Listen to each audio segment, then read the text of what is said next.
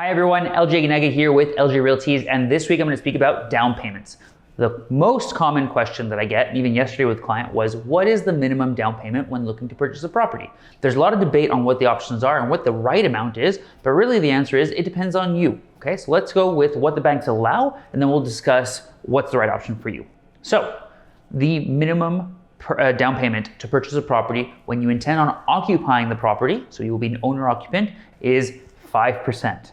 Okay, now there is a caveat. Any amount over $500,000 or between $500,000 to $1 million, you have to put 10% on that additional sum. Okay, but under $500,000, it's a 5% minimum.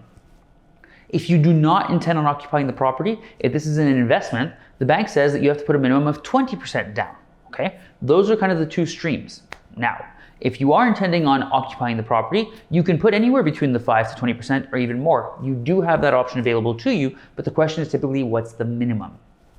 The next question, which I feel you're more interested in, is what's right for me? How much should I put down? And to me, that answer obviously depends on you. So the first question is, do you have access to more money?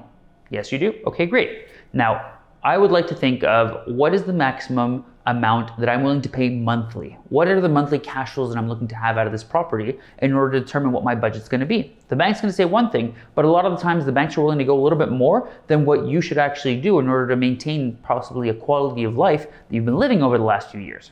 So the next thing I like to ask myself is, am I a financially literate person? Am I somebody who invests a lot of money and does pretty well in the stock market or potentially other avenues? If the answer is yes, then I would say put as little as 5%. Put the minimum down to get into the property that you want.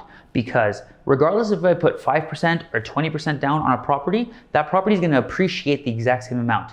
My down payment has no impact on how much this property will appreciate and thus my eventual return.